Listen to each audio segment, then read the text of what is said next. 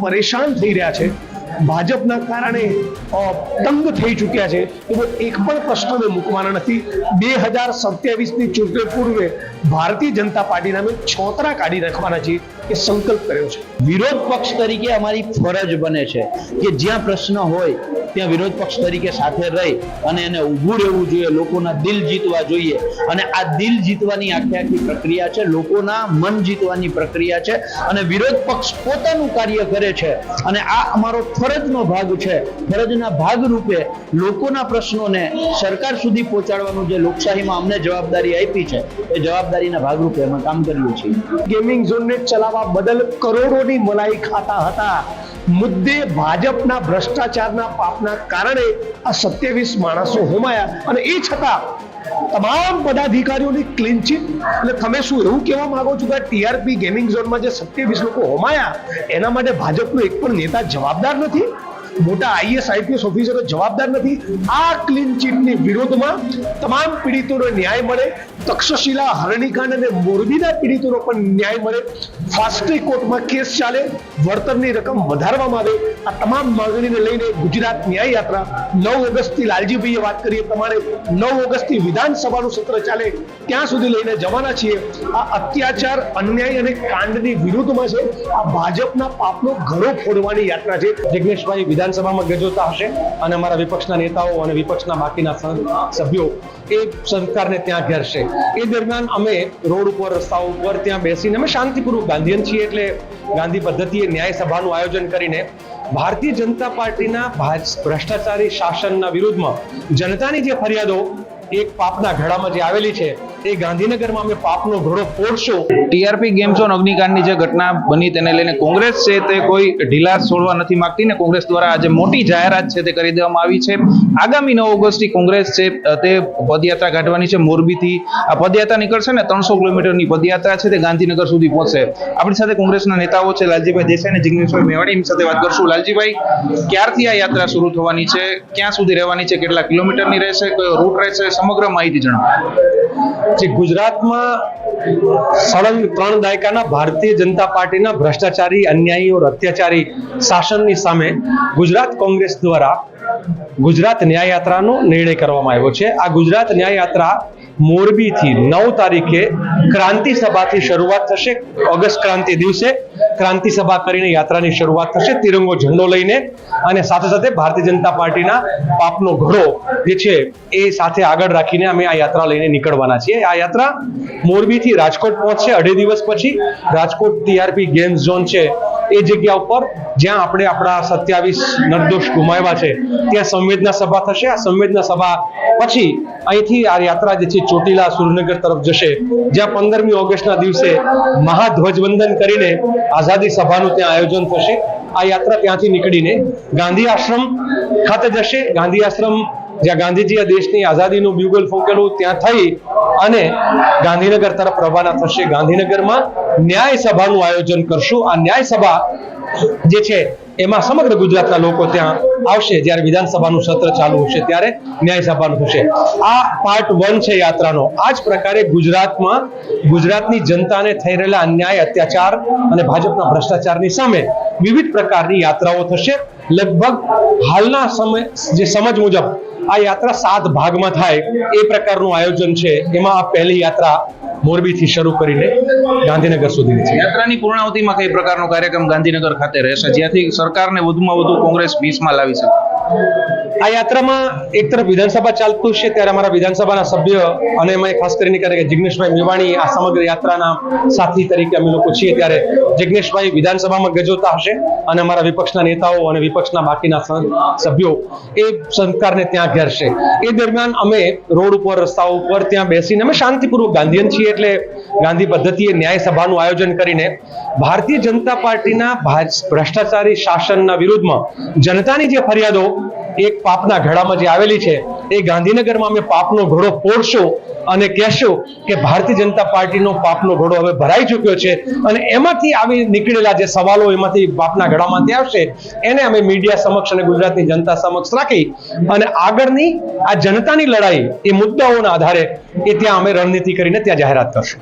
ધારાસભ્ય જિગ્નેશભાઈ પણ આપણી સાથે. જિગ્નેશભાઈ, ન્યાય યાત્રાનું નામ આપવામાં આવ્યું છે, કયા પ્રકારની કાર્યવાહી થશે તો ખરેખર આ ન્યાય યાત્રા યોગ્ય ગણાય? સમગ્ર રાજકોટ શહેર અને સમગ્ર ગુજરાત જાણે છે કે ટીઆરપી ગેમિંગ ઝોન એ ગેરકાયદેસર રીતે એટલા માટે ચાલતો રહ્યો કે ભારતીય જનતા પાર્ટીના સ્ટેન્ડિંગ કમિટીના ચેરમેનો, મેયરો, પદાધિકારીઓ, કોર્પોરેટરો અને ધારાસભ્યો ગેરકાયદેસર રીતે ટીઆરપી ગેમિંગ ઝોનને ચલાવવા બદલ કરોડોની મલાઈ ખાતા હતા. મુદ્દે ભાજપના ભ્રષ્ટાચારના પાપના કારણે આ 27 માણસો હોમાયા અને એ છતાં તમામ પદાધિકારીઓની ક્લીન ચીટ. એટલે તમે શું એવું કહેવા માંગો છો કે ટીઆરપી ગેમિંગ ઝોનમાં જે 27 લોકો હોમાયા એના માટે ભાજપનો એક પણ નેતા જવાબદાર નથી? મોટા આઈએસ આઈપીએસ ઓફિસરો જવાબદાર નથી?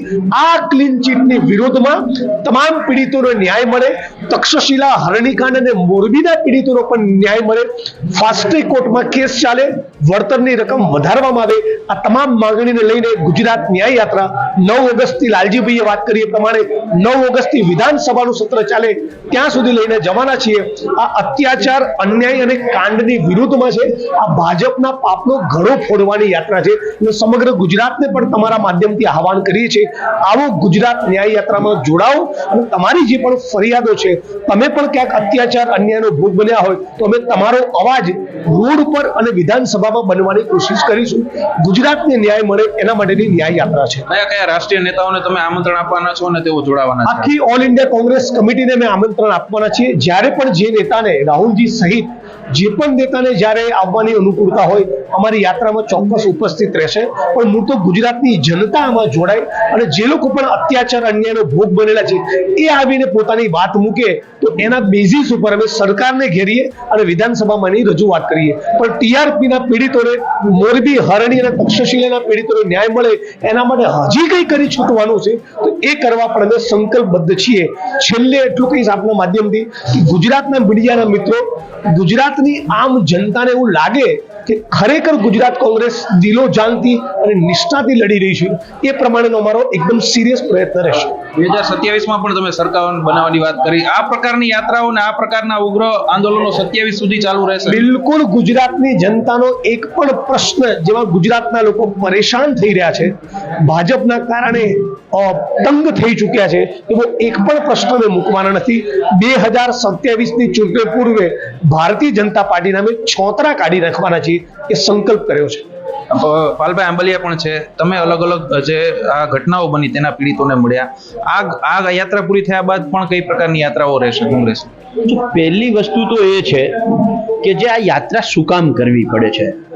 આ યાત્રા ભાજપના ભ્રષ્ટાચારનો સિમ્બોલ, દરેક શહેરની અંદર જે કમલમ બને છે ને, આ કમલમ ભ્રષ્ટાચારના ભાગમાંથી બને છે.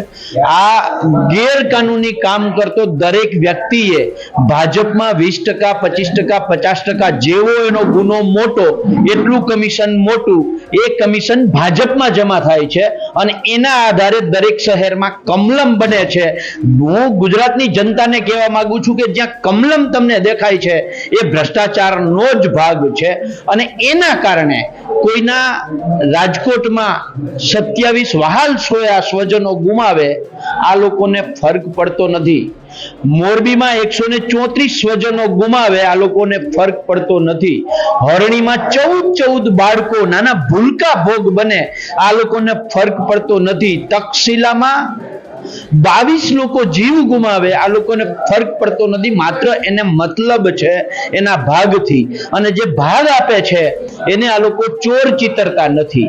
એટલે અમે ગુજરાતની જનતાને આહવાન કરીએ છીએ, આ 4 ઘટનાના પીડિત તો જોડાવાના જ છે, પણ જેને ક્યાંક એવું લાગતું હોય કે આ સિસ્ટમથી મને ક્યાંક અન્યાય થયો છે, આ અન્યાય થયો છે, એના આધાર પુરાવાઓ છે, તો આખો અન્યાય એના આધાર પુરાવો સાથે લઈને આવો. વ્યક્તિગત કોઈને અન્યાય હોય સિસ્ટમ સામે, દાખલા તરીકે જમીનમાં પણ એની ભૂલ છે તો ખેડૂતો આવો, દાખલા તરીકે પાક વીમાની તકલીફ છે તો ખેડૂતો આવો, દાખલા તરીકે પેપર ફૂટવાની ઘટના છે તો સામૂહિક રીતે વિદ્યાર્થીઓ આવો, યુવાનોને બેરોજગારીનો પ્રશ્ન છે તો યુવાનો આવો, મહિલાઓને જે સમસ્યાઓ છે આવો, કોઈકને પાણી નથી પહોંચતું, નલ સે જલ યોજના માત્ર કાગળ ઉપર છે, આવો, ખાડાથી પીડિત છો લોકો પધારો, આવો આપણે સૌ સાથે મળી અને આ જનતાની લડાઈ કરીએ, જનતાને ન્યાય અપાવવા માટેની લડાઈ કરીએ અને તમારા બધા જ આ પ્રશ્નો છે જે તમે પાપનો જે ઘડો છે એ ઘડો એની અંદર તમે એક એક પાપ જે આ લોકોએ કર્યું છે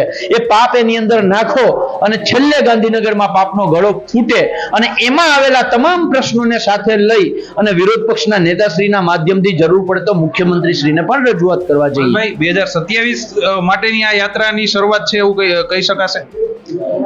જો સ્વાભાવિક છે, હમણાં જિજ્ઞેશભાઈએ કહ્યું કે 2027 સુધી અમે સતત લડવાના છીએ, લોકોના પ્રશ્નો માટે લડવાના છીએ, પણ વિરોધ પક્ષ તરીકે અમારી ફરજ બને છે કે જ્યાં પ્રશ્ન હોય ત્યાં વિરોધ પક્ષ તરીકે સાથે રહી અને એને ઊભું રહેવું જોઈએ, લોકોના દિલ જીતવા જોઈએ અને આ દિલ જીતવાની આખી પ્રક્રિયા છે, લોકોના મન જીતવાની પ્રક્રિયા છે અને વિરોધ પક્ષ પોતાનું કાર્ય કરે છે અને આ અમારો ફરજનો ભાગ છે. ફરજના ભાગ રૂપે લોકોના પ્રશ્નોને સરકાર સુધી પહોંચાડવાનું જે લોકશાહીમાં અમને જવાબદારી આપી છે એ જવાબદારીના ભાગરૂપે અમે કામ કરીએ છીએ.